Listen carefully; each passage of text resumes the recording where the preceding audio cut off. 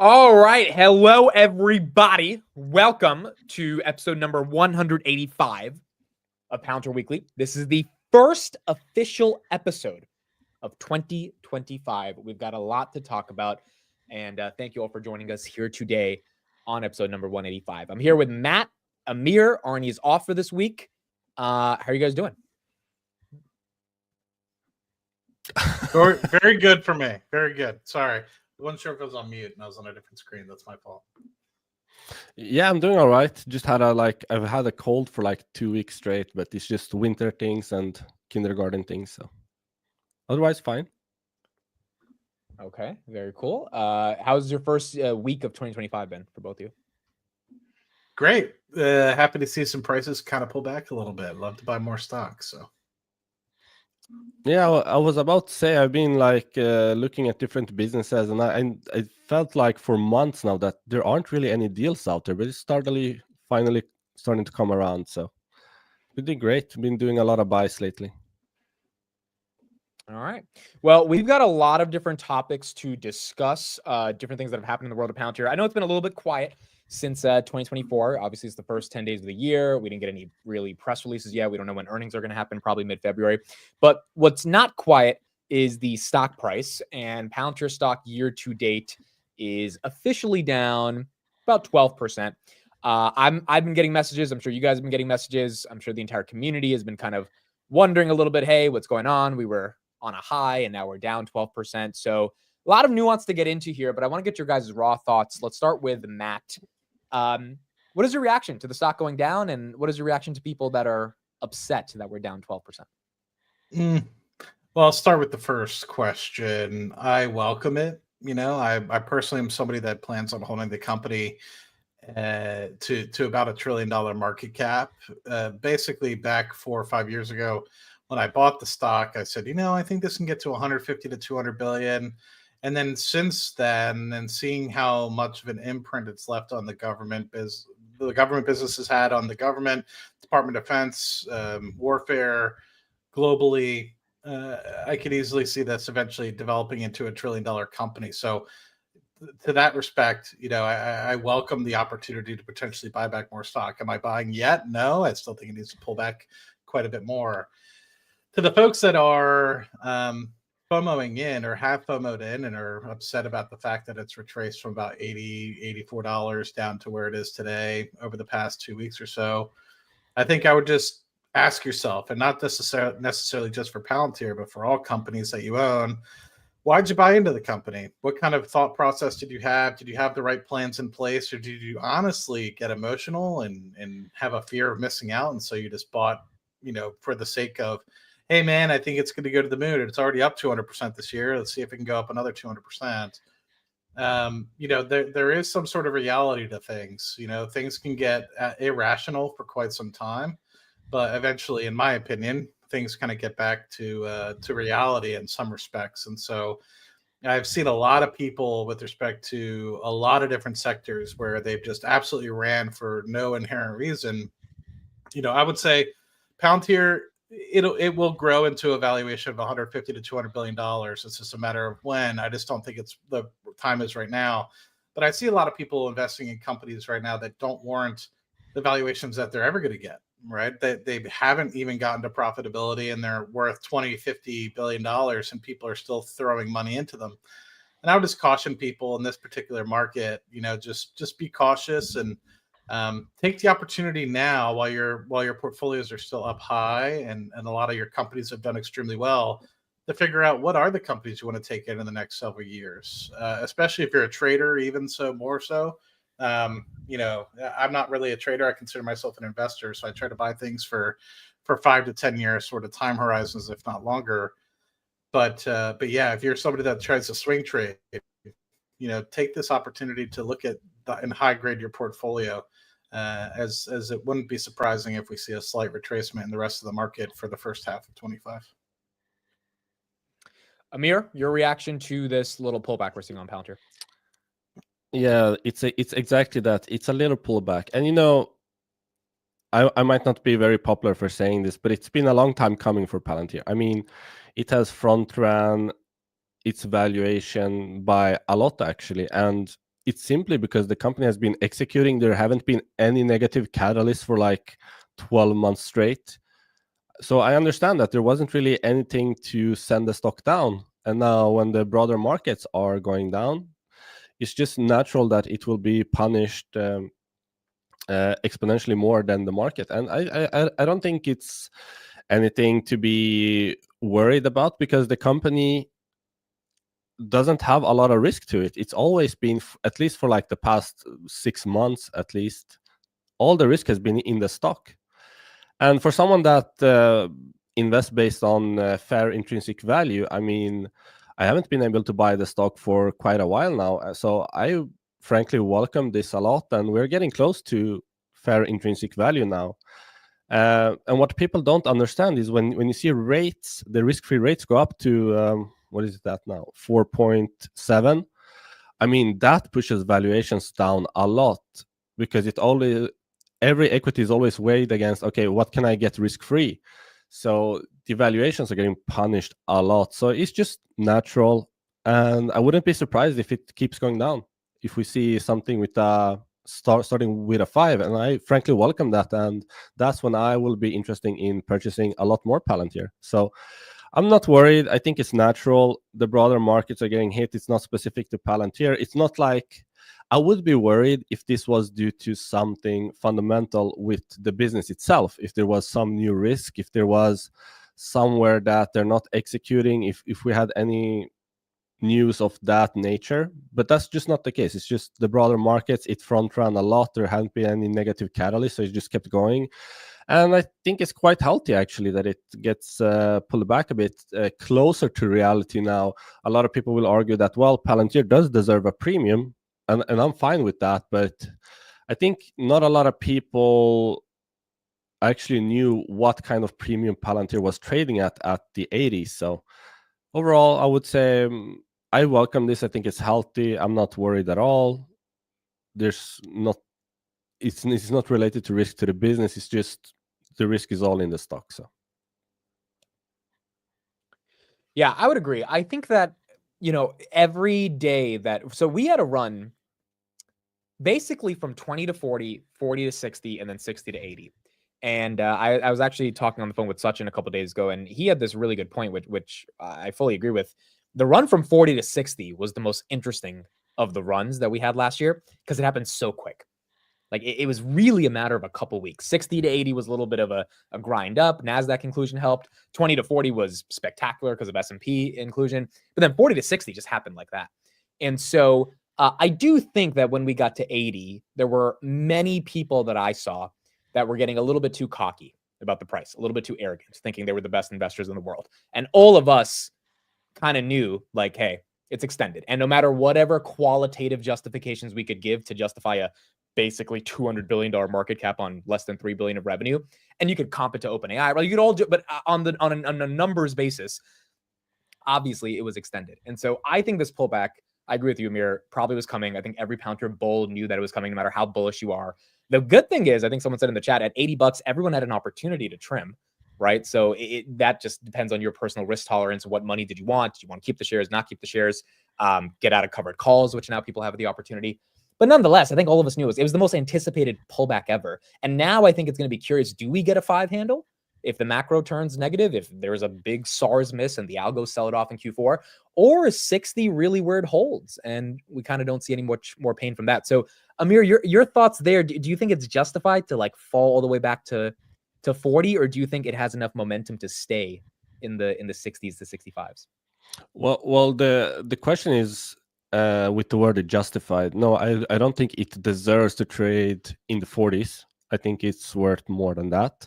Can it happen? Of course. Like just like it could trade at 80, it could also trade at 40. Like you never really know with the markets. And just for reference, what I mentioned earlier, a rate increase of 1%, I just did some sensitivity testing. It basically just cuts the value by 10%. So it's like really exponential.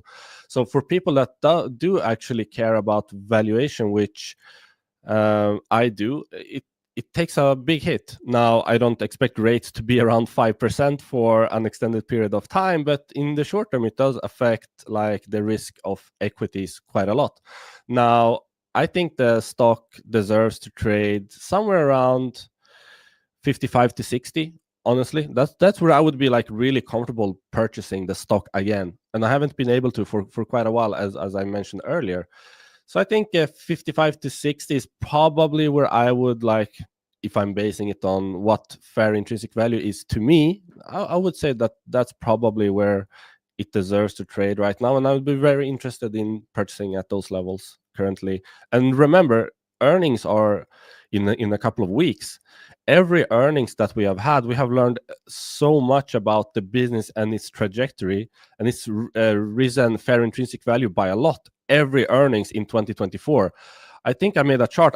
My fair intrinsic value, it went from like 22 all the way to now like around 60 just over the course of a year. So the company is actually doing a lot. So who knows, in 2 weeks maybe like 60 will be seen as very cheap depending on what we learn there. Same question for you, Matt. Do you think it's justified to go all the way back to the 40s, which would be a 50% correction from where we kind of topped out at locally, or do you think 55 to 60 we can consolidate there? I think it really depends on the macroeconomic trends, right? I think there's been a lot of uncertainty as we move into a new administration, rhetoric from the current administration, rhetoric from the incoming administration, and I don't know necessarily how the economy will take it. So with that, I'm kind of curious to see where the macroeconomic trends. I could fully see if the rest of the market decides to take a bit of a breather and pull back pretty extensively, because we have been on a decent run now for about 15 months. I mean, if I recall, really the last time we really kind of had some really bad times in the market was kind of October 2023, and it's really been on a run since then, with the exception of maybe the early August timeframe about 6 months ago. So if you kind of consider that, it wouldn't be that big of a deal if we pull back 15 to 20%. And if that happens, if you see some of the air blowing out of the entirety of the market, I wouldn't be surprised if you see it dip into the high 40s at all for Palantir. But I think if the rest of the market kind of goes on a path where for the remaining half of the first half of 25, we kind of go back to 6,000 on the SPY and everything else remains pretty strong, I could see it hovering in the mid 50s to low 60s. And so it really just depends on what the rest of the market does, right? And I think a lot of the reason why I did run to 80 was because of the huge pendulum swing that we saw in momentum from 2022. It really was the second half of the year, as you guys are well aware, that the stock really decided to take off and go on a complete, absolute monster run. So, I wouldn't be surprised for a pullback into the high 40s. But overall, I still think that a valuation of 55, 60 right now is a little bit overblown. Unless we have some sort of massive year-over-year revenue growth number in the fourth quarter and provide some gangbusters fiscal year 25 outcomes, in terms of estimations from analysts, it's going to be extremely tough to understand what warrants a $60 price. But I just will say, with a caveat, I've been wrong the past 2 quarters with respect to what I think is actually going to happen with the stock. So, eventually, if I keep guessing, I'll get it right, hopefully. But that's not necessarily mean I'm inaccurate, or I am accurate, I mean. So I don't know. I guess my question for the room is at what point do you think it's appropriate to start dabbling your toes in again? For me, I regret not buying more when the price was okay to be doing that. And one of the reasons why I invested so heavily into Rocket Lab was because of the amount of money that I didn't invest into Palantir before. And so my question is I'm okay. I mean, my cost basis on my shares is $13. I'm okay running that up to $20-$25, right? What's the harm in that? So if you think about it, at what price is it okay to start dabbling your toes back in? At these prices, I'm okay sitting on however many shares that I have. But I guess my question to the room and to many others there is, at what point do you start to see? I mean, Amir, I know you said some $50, $60 is what you evaluate as, kind of fair value for the stock. So I guess my question is, are you getting a chunk of change, or what companies are you kind of consolidating in your portfolio if we do get that additional 15% pullback in Palantir in the next coming weeks? Like, and how quickly would you buy? Would you put it all in at 60, or would you wait? So I'll go first on that. I think 60 is when I start nibbling a little bit as well, but I agree 50 gets very exciting to me. Now, obviously, it depends on the growth rate and what it looks like after Q4. Is it an algorithmic dump? I also think one of the good things with options is that you could sell some puts at 50, 55 if it hits 60, and then if it gets there, naturally you can get assigned, and that's a better way to get there. I am under the impression, and I could be wrong about this, I just think it's very hard to get back into the high 30s, low 40s. Given how many dip buyers there are, given how much attention the story has gotten at 40, 45, could you take out DCF and say it's still a bit expensive, valuation, price of sales, yada, yada? Yes, you can. You can also look at Amir's intrinsic value, which implies that around 55-ish is where we can assume that's what it's worth. But I don't know. Because 40 would be a full-on 50% correction from, I think, 85, 84 is where it was. I don't think we get there that easily. Now, if the macro takes 10, 15% of a haircut, anything can happen. But Palantir alone falling, not the whole market, Palantir by itself, I've been saying for the past couple of months, I think 50 is max pain, and that would be very exciting for me. So 55, I would nibble in a little bit more. But we do have earnings coming up, and we do have this whole SARS thing, and I think we can get to 40% growth by the end of the year. But what if they're sandbagging and they guide for 32, 33%, and the street doesn't like it? Like, the street has loved Palantir for the past 6 months. They just unconditionally love them. And we haven't had the moment where the street hates them. And we dealt with that 2 years ago, kind of went away. And I guess in 2020, 2025, we're going to see if the street continues to love them as much as they've been saying they love them. Yeah, so what was the question to me? Like how I would be buying? Is that? Yeah, when do you get excited to really buy? Yeah, so under 60, I would be open to buying it. But you have to understand, Palantir is not the only publicly traded equity on the market. So I always weigh it against, okay, what other opportunities do I have in other high quality businesses? But as long as Palantir trades under fair intrinsic value, I'm not the kind of like DCA guy. I would be happy to allocate capital to Palantir under fair intrinsic value, even like at a slight premium, because I just know how inaccurate I have been on the name before. Right. And that of course can go both ways. I could be inaccurately bullish or as historically inaccurately bearish, but I would be happy to like Palantir is the only stock that I've really gone all in on, like 100% holding, and that was when it was at a distinct large it was trading like so far below fair intrinsic value. I'm like, this makes no sense. And of course, I was rewarded by that. I know Arnie has done the same, even at like the 40s. He went like all in again. So I'm really comfortable doing that with Palantir if we would see like 40s go like really high concentration again. But as long as it's just, let's say, just around fair intrinsic value, I would be happy allocating pretty decent size of the portfolio towards Palantir again. Currently PayPal is my largest holding by like 45%, and then it's just a bunch of smaller positions in ASML, in S&P Global, Moody's, Brookfield. So it's kind of like safer businesses, a lot more stable businesses compared to Palantir, a lot more mature businesses. So I would be happy to consolidate a lot of positions to allocate to Palantir instead, if we get an opportunity to buy it under fair intrinsic value again. Yeah, I agree. And look, one thing I think we all do need to talk about as well, and I'm sure you guys have some thoughts on this, is that when a stock gets a lot of momentum and excitement, and literally 10x's from the bottom and 4x's in a year, which is what we saw last year, you get a lot of attention and a lot of people that just think it's going to go up forever. And I just hope that this weekly show as a podcast, and we have the opportunity right now, does a good job at making sure that's not the sentiment.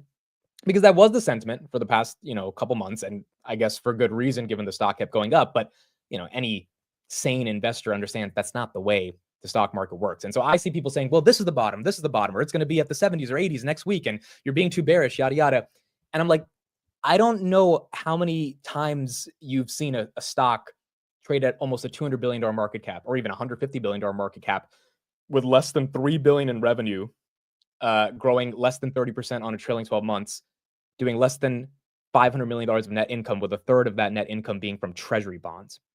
Like, these are real facts that we all have to analyze. And we can be as bullish as we want about the company, but at some point we also have to be like, we are enjoying the run up because we all were here early, but we're also being reasonable enough to know that that run can come down, and it is what it is.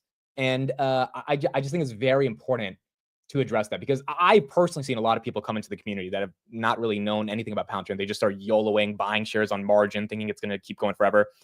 And it's like, if you get screwed on that, you have no one else to blame but yourself. Because you can't blame anyone other if you buy a stock up 4x in a year thinking it's just going to keep going up. We all have to put our big boy pants on and realize that doesn't happen all the time. So, Matt, any thoughts on insane levels of hype that are sometimes unrealistic to uphold? Yeah, I mean, I don't think that's just Palantir. I think it's a lot of people buying every company that has been going up and to the right. And, I think it really just requires a lot of diligence to not get caught up. I mean, a lot of people had that same sort of thought in the second half of 2021, and then they got caught, with their pants down in 2022. And a lot of people left the markets, and sometimes they sold really good companies. This is the fear that I have for most people, is that instead of just getting rid of the dog shit companies and not actually doing any true due diligence, they'll get rid of great companies like Google. I know plenty of people that got rid of their Google shares when it was at $80 a share, and I was buying their shares, and it was really sad to see back in 2022. But I'm not going to be sitting here not buying great companies. And they took these pullbacks from companies that deserve to have some pullbacks and get a little bit of relief, and they blamed the entirety of the market. In reality, I think the market's great. And it's not to say that I'm not bullish on the company. I'm extremely bullish on the company, but right here, I mean, it's hard to say people should be loading in tons at these sorts of prices, even with the retracement down from $84 to here. It's hard to tell people to load up tons when, like you stated, I mean, a lot of the value of the company right now is coming from treasury yields, is coming from the fact that we just hit profitability. And so, yes, do I see that the company will continue to go up and to the right? We'll have continuous growth. We'll do really well. I see people talking about it merging well with the incoming administration, what's going on with Doge. You have JD Vance as somebody that's a Peter Thiel kind of fan, and obviously is friends with them, and obviously Elon and Karp have gotten together well, and we've seen the photos of them throughout the years. So it's I think it's very hard to say that you can't be bullish on the company, but at the same time, you have to have some sort of reality. And so just have some because also what you're saying, Matt, humility. A lot of this is theory, right? Doge is going to help. Elon's going to give us contracts. Like, that's just a theory, which is a reason to be bullish, but it's not reality yet. And if it's not reality, you can't just go on buying shares on margin thinking that it's going to go to the moon, because it's a bit irresponsible. I mean, if we're sitting here literally in a month's time, February 7th, I believe, is the earnings date. But it's not important. Whatever the first Tuesday is, I believe, is the first earnings date for fiscal year 24 for Palantir. If they come in and they say, we're going to go up 45% in terms of revenue in fiscal year 25, I might be singing a different fucking tune in February, right? But until we see that point, I mean, we barely touched 30%.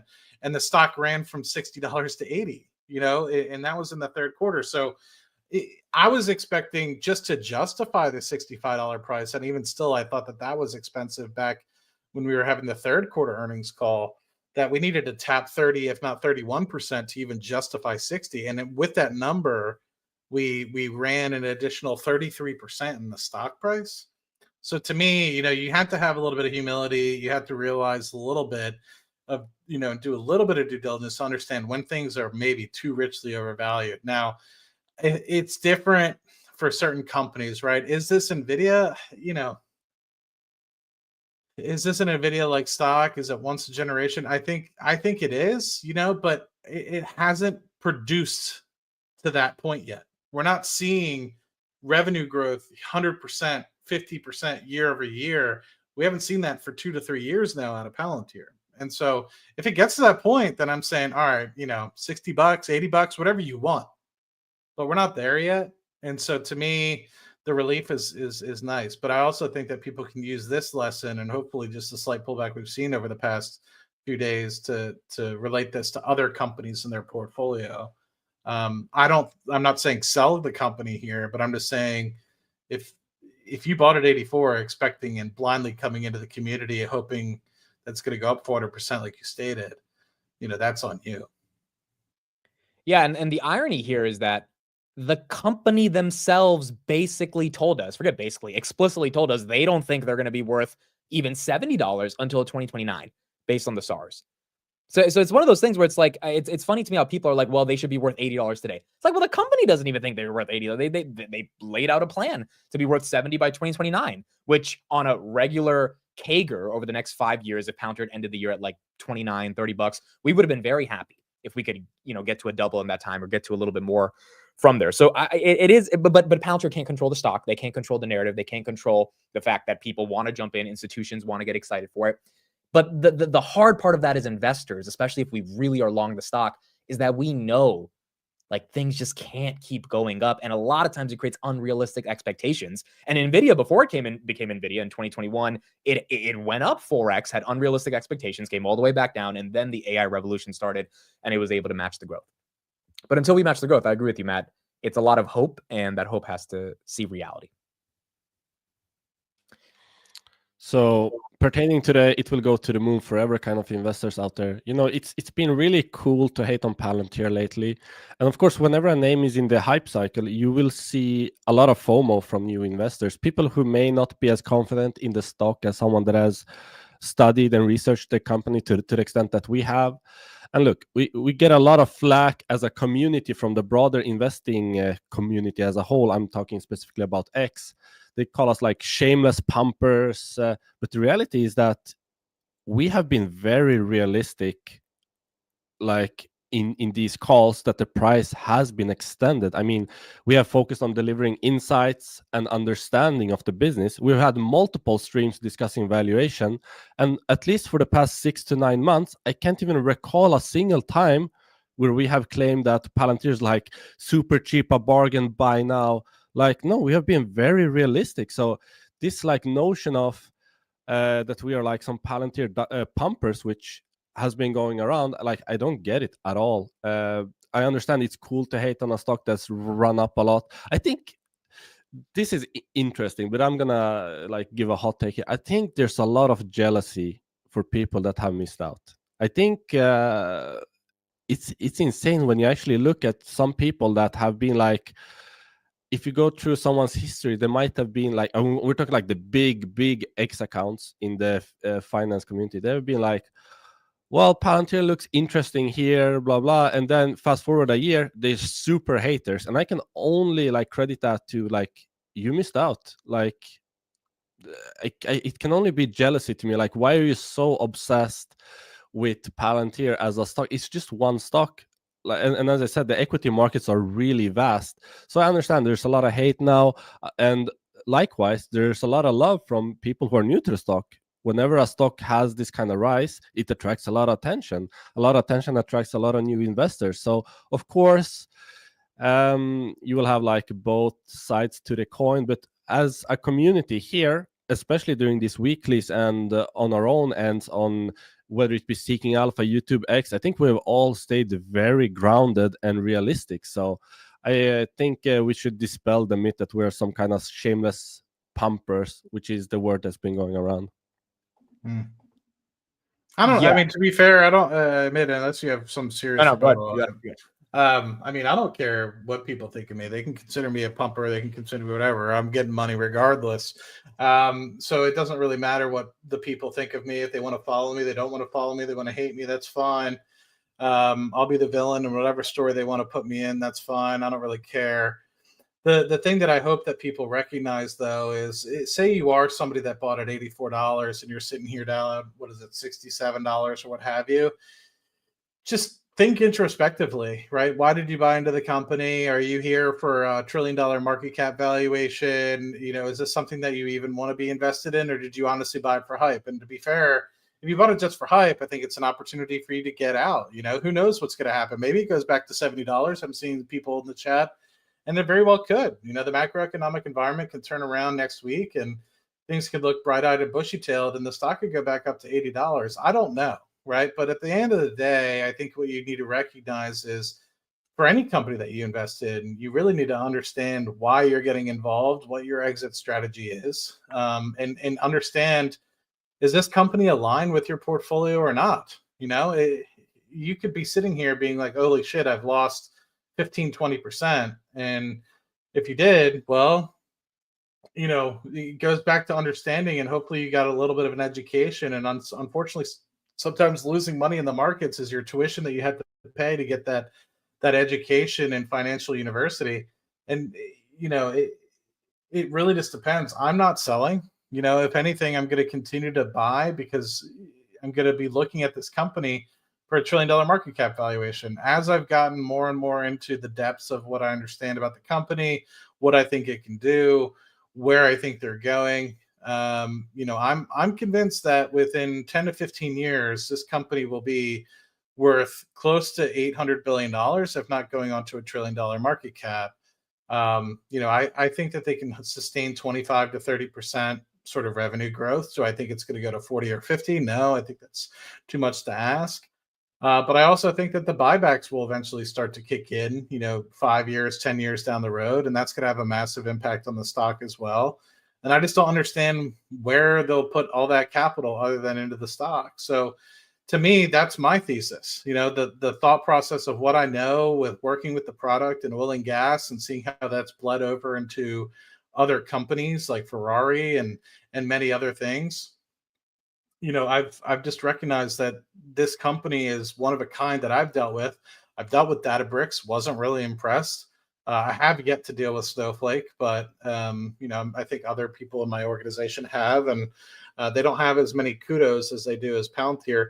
And I see just as many fanatics about Palantir within my organization like me, maybe not for the stock, but for the product. And I don't see people running around talking about Databricks, in my organization.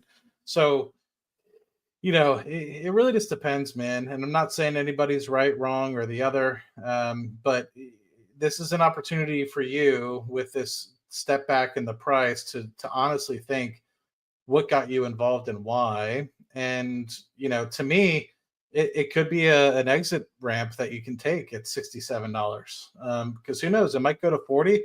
Hell, it might go back to 80, but at the same time, really just think about that, and not just think about it for Palantir, but think about it for a lot of the companies. Quantum is taking a step back. Think about whether or not you're getting in Quantum because you actually have an education in it, and then same thing with what's another company that took a huge dive the other day?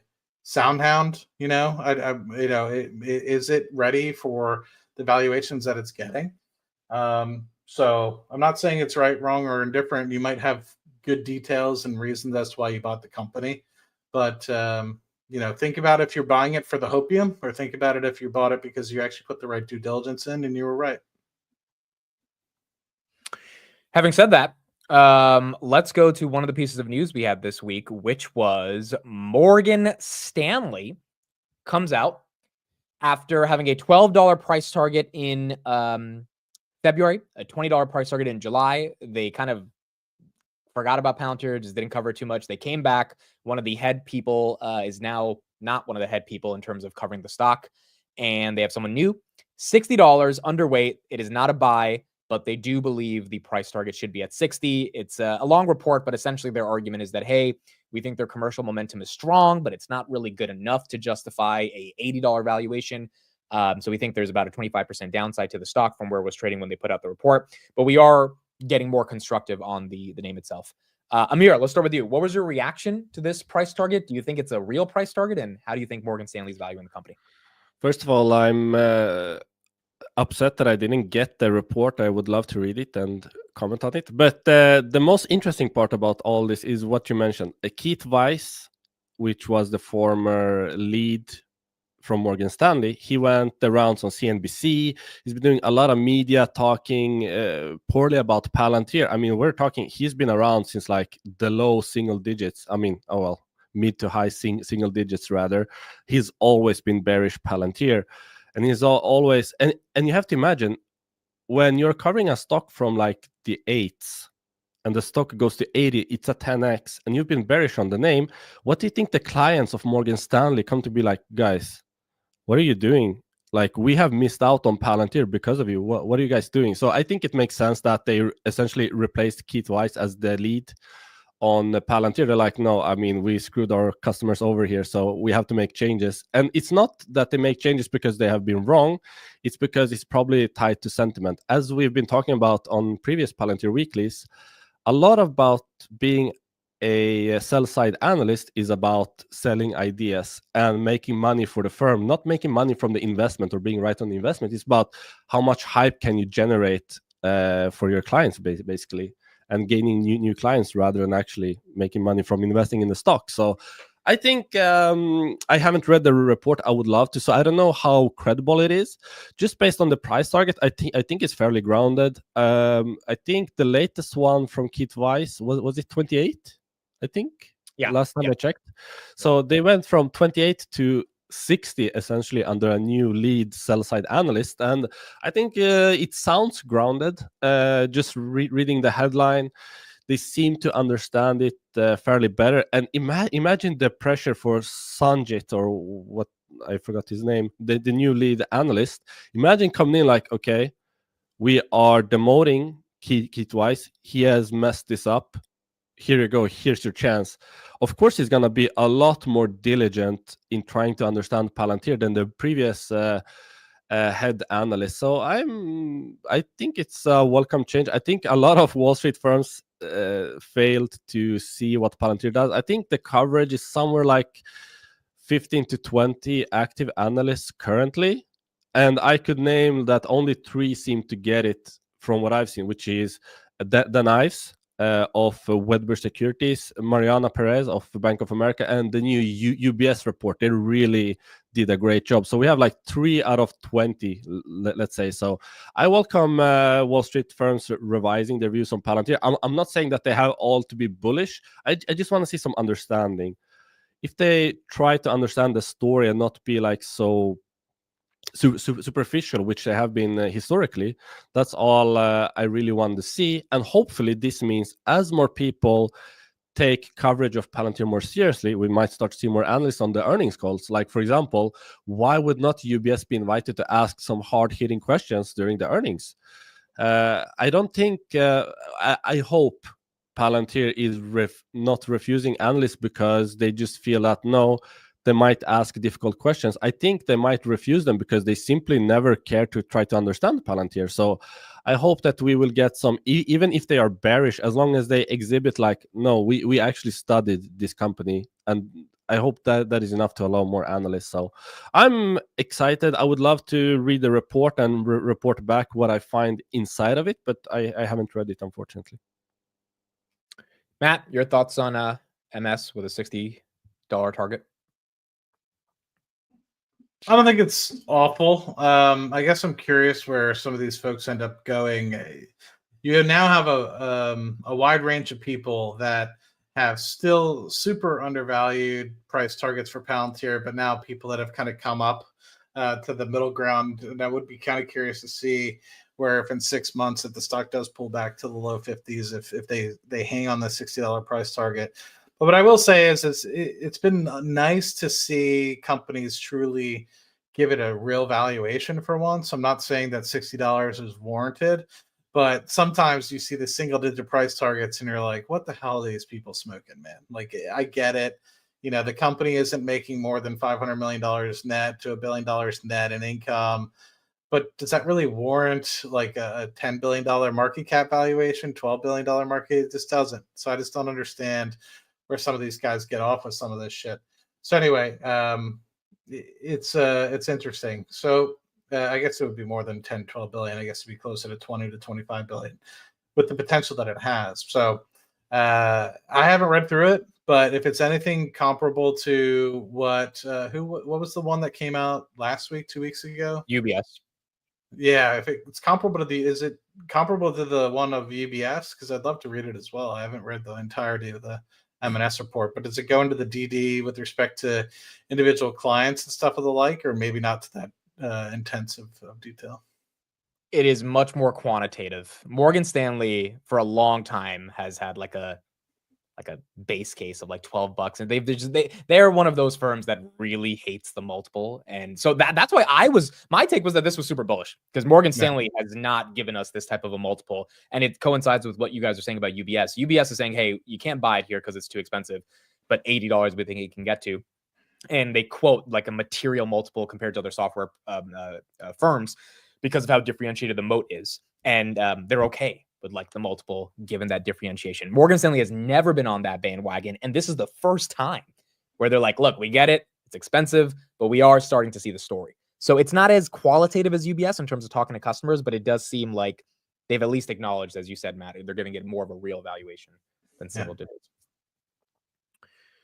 Having said that, let's move into the last topic for today, which is a little bit more around the tech of Palantir.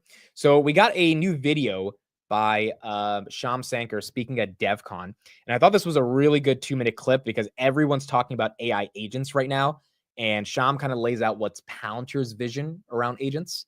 So we'll take a listen to this and then discuss where we think 2025 can go for Palantir in the year of agents. The last few months have given me an extreme amount of conviction that the value is in automation, is in enterprise autonomy, essentially. Maybe you can be 50% more productive with a co-pilot. I think chat is kind of structurally a dead end. It's highly charismatic, but you can do actually not that much with it. But all of the economic value is going to be in thinking about AI as a type of labor. So decomp the problem into, what can a human do? What does a subject matter expert do as distinct from a human, which is a much higher bar that you wouldn't expect the models to inherently be able to do today. What is actually workflow? The workflow still matters here. What is traditional software in ML, and how do you string these things together to actually accomplish the workflow?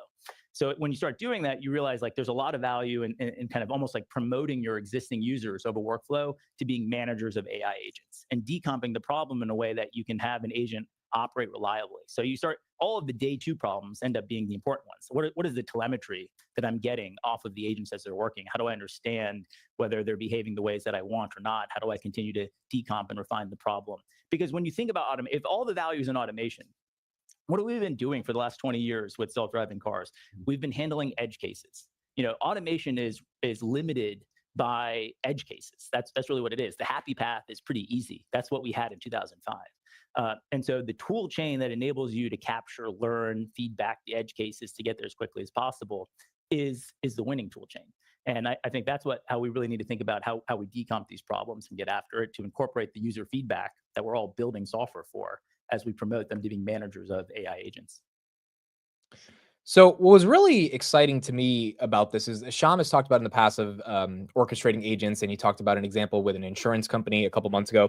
But it does seem, and Jensen talked about this as well at CES on Monday, that 2025 in terms of enterprise software is going to be the year of agents, which basically means automation.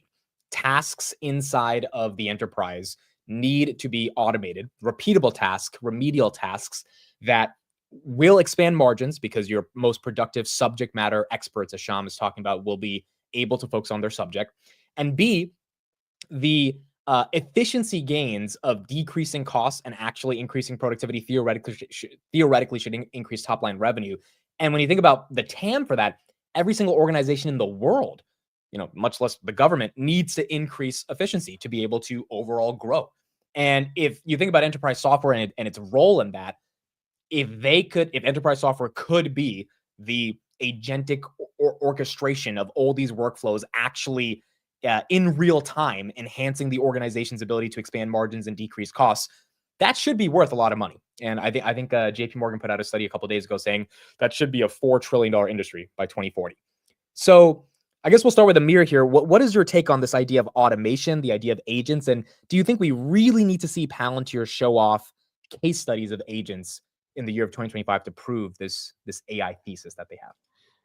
Yeah, definitely. And we've been seeing references to this for quite a while now, and we have actually heard several testimonials of Palantir users, how they are incorporating like a multitude of agents within their like workflows and stuff like that. So it seems to be real. It seems to be the new trend. For example, Benioff with Salesforce, even companies like ServiceNow, they have really highlighted that this is the new trend. However, as you mentioned, I think Palantir really needs to step up and showcase a lot of this, because there seems to be a lot of steak dinners around this company, a lot of PowerPoints.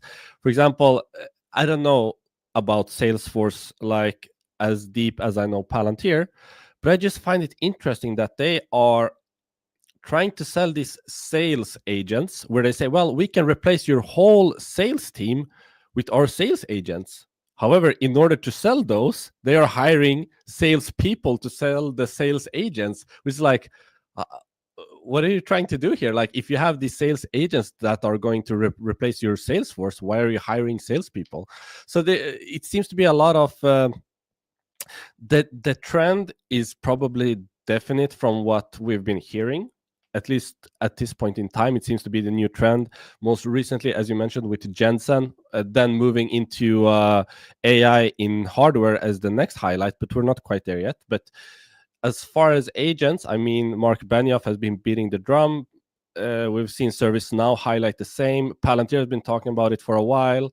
Now NVIDIA. So yeah, I think it's a real trend, and I would love to see Palantir showcase a lot more use cases with agent integration. And I think what Shyam says about the value being in enterprise autonomy is actually real. Of course, in the early stages of AI, the hype was all about co-pilots leading to more efficiency, and what he said was like 50% more efficiency in that interview. I think it's probably quite optimistic for like a general company that they increase the efficiency by 50% with co-pilots. But we've heard like even the All In podcast talk about you can go and become a 10x engineer from being like a 1x engineer by just using a co-pilot, or using, for example, they've been talking about ChatGPT for a few years now. So yeah, I think we're entering that next stage now, moving on from co-pilots to agents, autonomy. I think it will do wonders for margins within enterprises. But there seems to be a lot of steak dinners out there. Of course, Palantir are not the only ones to notice this. It seems to be a general trend within the industry. So it's time to weed out the real value providers from the PowerPoints out there. And I think Palantir can have its next leg of new client growth just from showcasing that they are actually front and center, as Dan Ice would say, of this new leg of AI. Matt, you actually work for a corporation. What are your thoughts on agents in your workflows? I've seen some pretty interesting ones, man. Like I've seen some real estate agents, AI agents, not like actual real estate agents, but real estate AI agents that people basically get their voice recorded and they almost take on leads. So people will call like, hey, like, can we schedule this appointment, that appointment? The real important thing about being a real estate agent is actually being on the ground, right? And so the same thing with me. It's like, I can't tell you the amount of technical work that I've done over the past 10, 11 years. And I'll sometimes get people calling me every 3 months about, hey, you did this work back when you were working in Trinidad. You have this piece of work. Can I get this X, Y, and Z?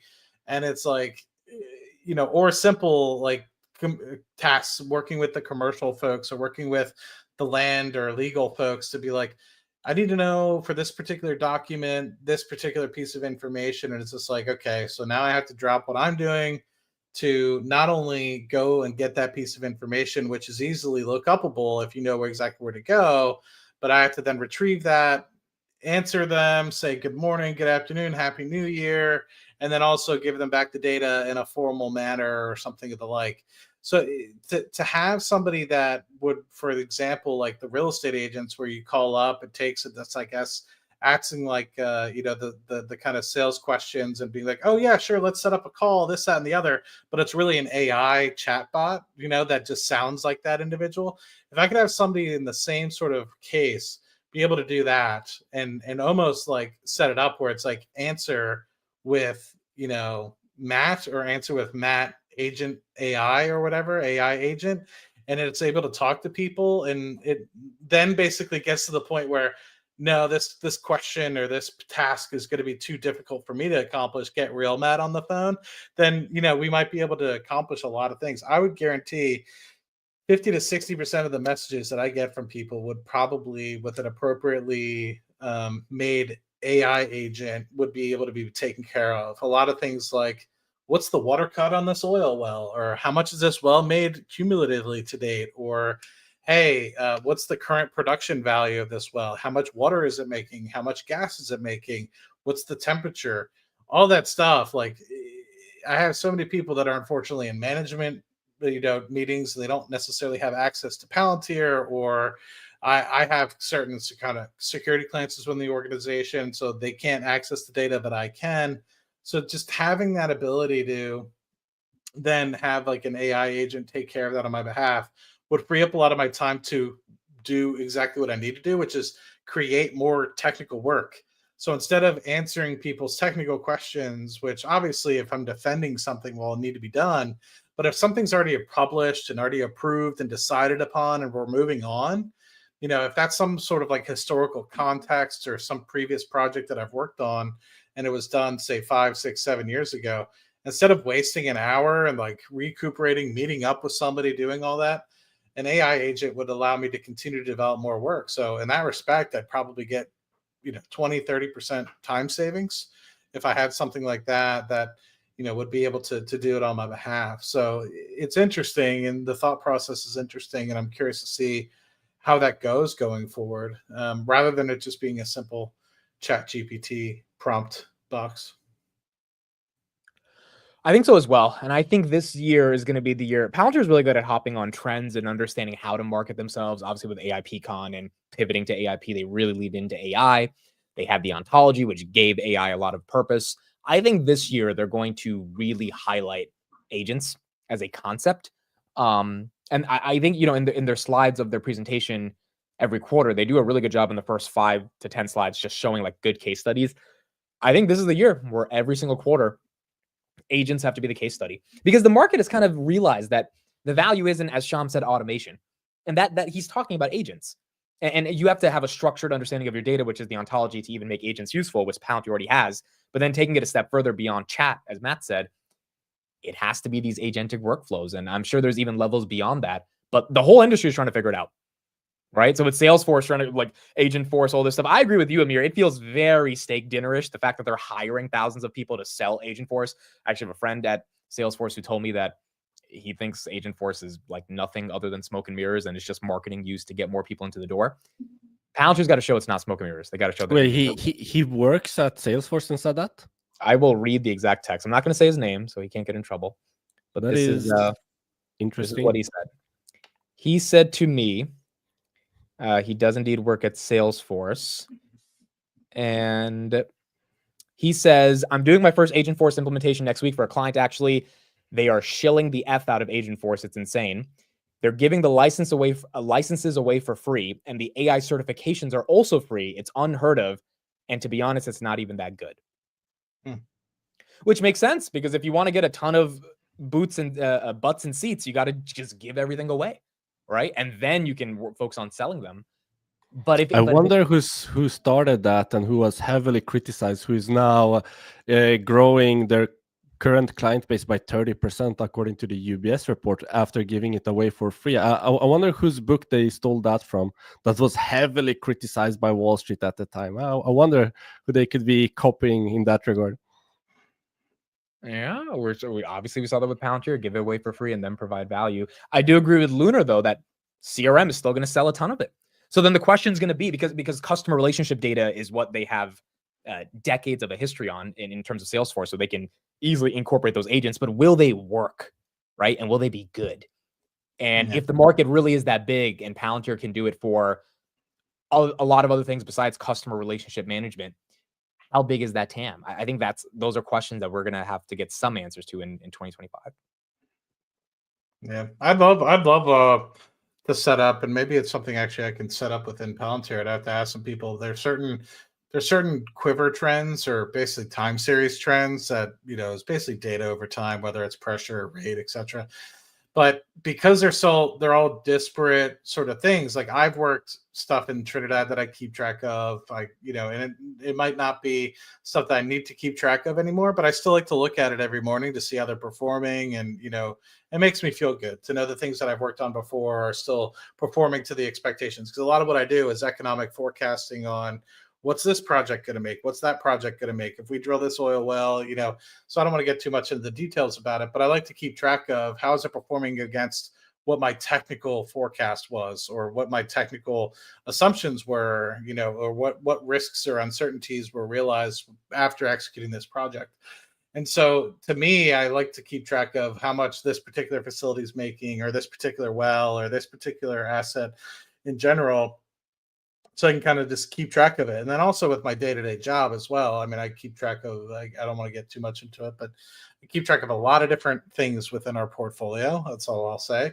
And if I have an AI agent that would allow me to kind of just get daily snapshots at 8 a.m. of all these different things, instead of having to click on this trend, that trend, that trend, that trend, it's almost like if I had like my own little personal dashboard that it was able to pull up and share, it would be great. And the thing is, all those different dashboards are great because each of them might have many more details than is necessary.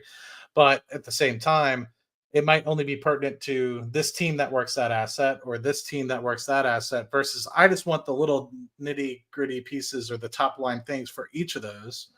And being able to program some sort of agent to be able to pull that for me every single day would be very useful, especially if you're able to have some sort of guided workbook within Palantir Foundry or what have you, to just say, pull this every day at 8 a.m. And it's almost like an AIP input. And then you basically give it individual chart graphics, which is actually pretty cool. Like if you do a Kriller trend, there's obviously like a whole boundary of things. You can have like 5, 6, 7, 8 different graphics, whatever you want, fully customizable.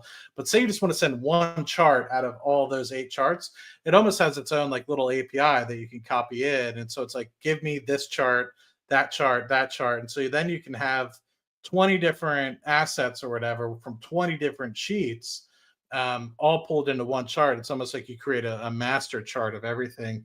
If I could create something like that, or maybe it's even possible within Palantir, that could save me 10, 15, 20 minutes a day, depending on how much detail I want to get into. So anyway, sorry, I went off on a little bit of a tangent there, but maybe I'll talk to our friends that are part of the Palantir kind of creation team within the business and see what I can get into. Yeah, I think 2025 is going to be an exciting year. I definitely think it's going to be volatile. We've had 2 years of back-to-back 20% on the S&P. It usually doesn't happen. So this is going to be one of those big years where these companies got to show real earnings growth. And if they do it, then it could be a very exciting year for a lot of names along with Palantir.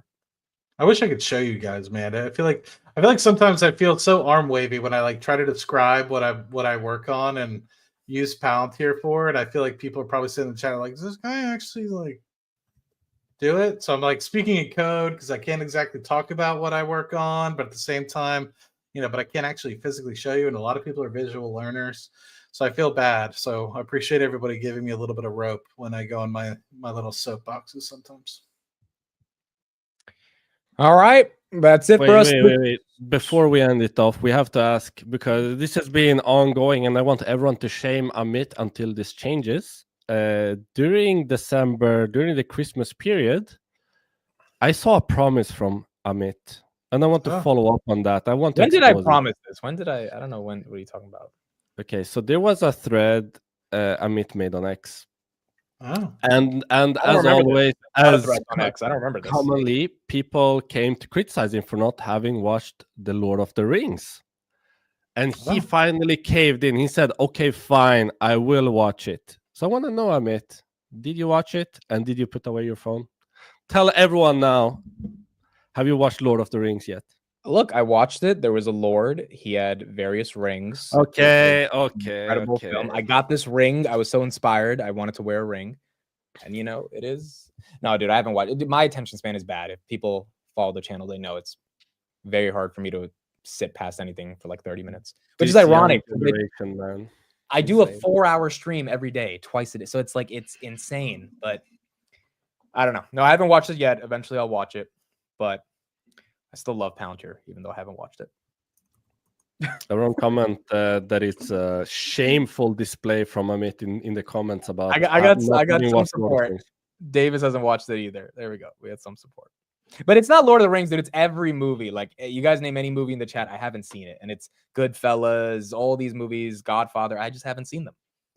Breakfast Club. Oh my god. Okay, let's end the stream quickly before the people get triggered in here. Oh my god. All right. Jesus. That's it for us. Jesus, man. Twitters and YouTubes are in the description for Amir and Matt.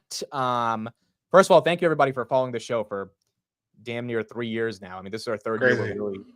We started in 2022.